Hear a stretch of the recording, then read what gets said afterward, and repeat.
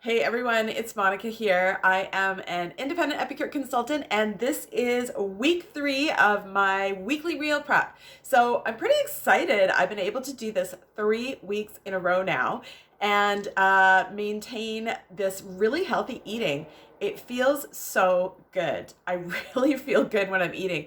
I love all the colors, I love all the flavors. I'm not just scarfing down carbs and coffee and leftovers from the kids.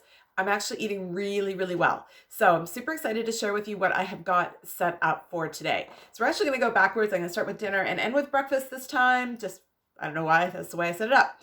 So, so I'm starting off.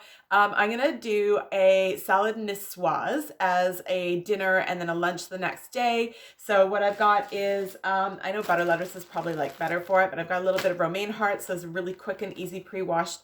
Just chop them up. And then I steamed a bag of mini potatoes in our steamer, in our microwave. You could do this in the oven too. And so those are all ready to go, and they're going to double up for me. So they're going to go into my salad niçoise in an appropriate portion for the calories I want to intake, because I do have a little weight goal that I'm also working on, but I am trying to focus really and put my intention behind health on this. So I will be thinking carefully about the quantities of things. This is going to be a carb. So I'm going to put those in there. Whoops. Flying lemon. And then I've got some olives. I've got some tomatoes, which I'm not going to chop ahead of time because I find they just don't stay as nice, but they're quick and easy to just cut up. And then I've got some green onion I'm going to throw on there. And of course, I've got a can of tuna. Now, I love tuna salad, and I'm just gonna put it on straight as the tuna, because instead of adding the mayo or even yogurt, which you can do as a way to cut calories a little bit from mayo, I'm actually gonna use I've already made it. I have used our lemon dilly to make a vinaigrette. I've never done this with our lemon dilly before, so I'm really excited about it. So this is traditionally used as a dip mix, but you can also make it into tzatziki. You can add it to fish, chicken, steamed veggies, potato, and pasta salads. It's gonna be so good on a salad niçoise. So I made up in our cruet, and I just made a cup worth because the last time I made salad dressing, I made about 2 cups worth, and I still have some left, which is fine. Like, I don't need to use it all up right away, but I love like kind of keeping the portions to kind of what I plan to use for the week. So if I want to use a different salad dressing the next week, I don't have a ton of it. So I used 1/4 of a cup of olive oil. I used exactly half, the other half of this lemon. I squeezed it straight into the funnel that you can buy for this. And that was actually exactly 1/4 of a cup of juice, which was pretty impressive for a lemon. And then I added in a tablespoon of our lemon dilly. I added in some Dijon, and then I added in a little bit of honey. So it is a really nice flavor. I'm super excited to put this one on my salad niçoise and that's going to go right over everything. I'm going to make sure it gets right into the tuna to give that really nice flavor. So next up, I did the coolest thing today. I steamed an entire chicken in the microwave, which sounded insane to me when I saw this. One of our new products is this rotisserie chicken seasoning, and the instructions are to take a 3-pound chicken whole and put it into the round steamer, which I'm going to show you in one sec. Shake on half the seasoning on one side, shake on half the seasoning on the other, and put it in the microwave for 20 minutes. And then you have a rotisserie style steamed chicken, no oils, nothing else added to it. Super clean ingredients in here. This is all just spices: paprika, cornstarch, garlic, sea salt, sumac, chili powder. There is some rice concentrate, salt, garlic, herbs, and black pepper, and that's it. So this is sodium wise, we're looking at 7% in the dry mix, which is 170 milligrams per 1/8 of a package. So that's really low in sodium. You can obviously add your sodium back in. If you want a little saltier flavor in it, you can kind of control that yourself, which is awesome. So I made this whole chicken, and then I deboned it. I put the drumsticks and the chicken breast in here. We're going to have that for dinner. I'm going to steam up some carrots. I just bought these pre-cut baby carrots. And we are also going to have some of the potatoes. So I'm going to season the potatoes up with our butcher's block. Now, I don't use this a lot because it is actually kind of meant for beef, pork, lamb, and chicken, and we don't cook a lot of meat. We try to do as much vegetarian or even vegan as we can. Obviously, I did make a chicken today, but I'd already had a seasoning for it. But this is really good on potatoes. It's really good on French fries. It's really good on sweet potatoes. It's really good on these. So what I'll do is I'll take half of these when we're making dinner tonight, and I will season them up with this and just kind of throw them in the oven and just kind of maybe a little drizzle of olive oil to heat them up and crisp them up a little bit. I might slice them in half first, and then the rest I'll be using for our salads. So that's going to double up for me there. So that's going to be a dinner, and then it'll probably be left over for lunch. But before I move on, I do want to show you the round steamer. This is a new product. It's nice and sturdy, and it holds a 3-pound chicken. The lid fits on, seals really nicely. It's super flexible. It goes in the dishwasher. It's oven safe as well. So if you're not into microwave cooking, and I totally respect that if you're not, this is also, you can put it in the oven up to 450 degrees. So it's just a really easy, simple, versatile cooking tool, and it's so easy to clean. Like, when I've baked or roasted meat before in the whatever the traditional roasting pans are made of, I'm often scrubbing out where things get stuck. I literally threw in some hot water, like a blob of dish soap, and swirled it around, gave it a quick wipe for anywhere it was stuck, and that's it. Like, it took me like 30 seconds to clean this thing, and I roasted a chicken in it. So I love this. I'm super excited. It's new. And it fits perfectly in the microwave. It's just an awesome tool. So that is the steamer I made the chicken in. I also steamed some other things, and I'll tell you more about that later. The next meal, so far we've got our salad niçoise, we've got our kind of roast chicken dinner styles with some potatoes and carrots on the side. Then coming up next, I took the rest of the chicken here and I kind of just separated it out into two kind of whatever I don't know how big these are, into 2 containers. So this is going to be for like dinner, and we'll warm it up and maybe crisp up the skin a little on it. This, I took all the skin off, and this is other parts of chicken, and I just kind of broke it up a little bit more. What I'm going to do with this is I'm going to make a chicken fajita pizza. So I bought gluten-free pizza crust again because I still haven't gotten around to actually making the cauliflower crust, but I will get there.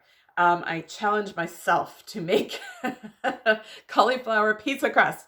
So I am going to, I'm going to season this up with a little bit of our fajita seasoning.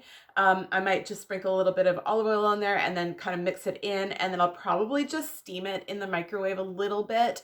Actually, I probably don't even need to do that now that I'm thinking about it, because it's going onto the pizza. I probably won't even need to pre-cook it anymore because it's cooked, and then it'll warm up on the actual pizza. So I've got marinara sauce again, and then I'm going to sprinkle the fajita chicken on, and then I'm going to top it with some cheddar cheese, or not cheddar cheese. This is mozzarella cheese that I've pre-grated, so it's ready to go.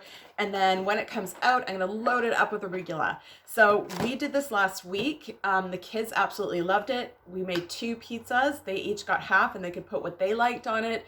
And then we did ours as per our plan last week. So this week it'll be chicken fajita pizza.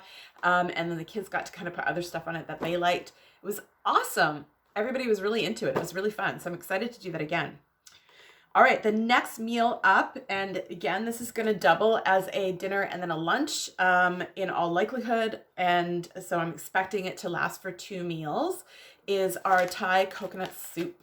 Another brand new product. So I featured quite a few brand new products today. So this is, this goes into a wok, and you are going to take, let's see, what does it say? Oh, right. So it's the other thing I use the steamer for. So a sweet potato goes in it. And so I pre-steamed the sweet potato so it doesn't have to cook in the soup, which would take a really long time. This took me about 7 minutes to pre-steam it. And then I can put it, like if I decide to have that with a chicken, or if I want to add it to a salad later. I've got some steamed, because this is probably more than we need in the soup, but I've got it ready to go and use for other things as well. So I pre-steamed that. I actually pre-chopped the tofu because I love tofu, but I know when you buy it firm, it can be a little watery. So I actually took it out and just kind of patted it down with some paper towel and pressed it a little bit to get the extra excess liquid out. And I just chopped it up. And my crazy kids who eat nothing will actually eat like tofu just plain like this. So they'll pull out little bits and nibble on it too. So I've got my sweet potato, I've got my tofu, and then the other thing that I'm going to put in it is baby bok choy. And I'm going to chop up my baby bok choy before I actually make the soup. I'm not going to pre-chop it because I don't use bok choy very often and I don't know how nice it's going to stay pre-chopped. You might use it all the time and you might know that it works really well to pre-chopped, and I'll learn eventually if it does or doesn't. It also calls for mushrooms, and I don't know about you, but mushrooms are one of those things that are like a total love-hate, I think, for people, and I'm definitely on the hater side. So I will not be putting mushrooms into my Thai coconut soup. And then I just got my can of coconut ready to go, my seasoning. This all goes in the wok, and stays in. Bring it to a boil, let it simmer. You put the bok choy in after, bok choy and for tofu in after, and then you just let it all get really nice and hot, and then you can squeeze a lime in, which is why I have a little lime here for it. So that's gonna be the Thai coconut soup. And then on to breakfast. So what I did is I pre-boiled some eggs. I only did 6. This probably isn't enough, but I didn't want to have too many. I'm going to be using them in the salad niçoise. I will use them maybe on some toast with a little bit of avocado and some better than bagel seasoning for a breakfast. The kids sometimes like to have an egg in their lunch. So I've kind of just got some ready to go. They're versatile. They're easy to have ready and on hand. Apparently it is not a good idea to pre-peel them, I hear. So I'm not going to pre-peel them.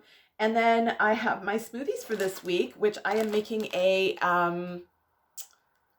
Black Forest style. So I've got a cup of cherries, I've got half a banana, and I've got a cup of greens. I use spinach this time.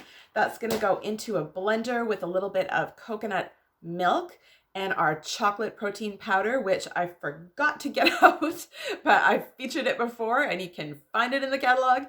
And then I'm going to top it off with this amazing Cocoa Crunch, which is our whole food topper, and it is made with chia organic cocoa nibs, psyllium husk, coconut, organic cane sugar, organic cocoa powder, and cinnamon. And last but not least, did I already say last but not least? Because there's one more thing. I made carrot cake. No, I made carrot muffins. And so I used our carrot cake. This is, of course, like everything we have, gluten-free and nut-free. This one's made with rice flour, organic cane sugar, chickpea flour, spices, baking soda, and sea salt. That's all that's in here. You add in your carrots. It calls for crushed pineapple, grated carrots, and eggs and oil. But I did something a little different. I went with applesauce because I didn't have pineapple and I did have applesauce. And I threw in some zucchini instead of oil, which is a thing. It does actually work. And then I also put in, a little bit of ground oats and chia just to bulk it up a little bit more. And as you can see, I already sampled one and they're really good. So those are nice and healthy. This has got obviously grated carrots in it as well. So it's got a little bit of veg in there. I'm sneaking that in. The kids will get these in their lunches all week. My hubby will eat these for his snack because he can't have any gluten. So these are awesome. And that is my meal prep for the week. I'm super excited to eat all this food. I want to eat everything for dinner tonight. So I don't know what I feel like I should have the chicken, but I kind of have the Thai coconut soup. I haven't tried it yet. One last thing I want to share with you before I go is that when I deboned the chicken, I decided that I would make a bone broth with it. So that's kind of the thing I like about if I make something like a chicken or a turkey, which I rarely do actually. In fact, I don't even know if I've ever made a whole roast chicken before. I actually don't think I have. So I'm pretty excited because this is my first time. But I took the bones and I've put them in a pot and I'm going to make some bone broth with them. And then I'm going to maybe turn that into chicken soup. So I might even get a whole other meal out of that. And I also kept when it was finished roasting, there's a little bit of juice in the bottom, just from the juice from the turkey, and obviously some of the fat that comes out as it's cooking. And I'm gonna make gravy with it. And we do have a vegan gravy mix, so I'm gonna be using that for my not vegan dinner, but it'll still taste really good with the chicken drippings kind of mixed in with the vegan gravy mix. So if there's anything you're interested in, check it out in the catalog. You can find that monicaregan.epicure.com, and all the recipes and everything are over on my Facebook VIP group, which is something that you are welcome to join. I've linked it below. If you're watching this on YouTube, thumbs up if you liked it, and I mean, give me a like. Is that what? It's not a thumb. Yeah, it is a thumbs up. Like it if you liked it. Subscribe if you want to see more. Thank you so much for watching. Take care, everyone.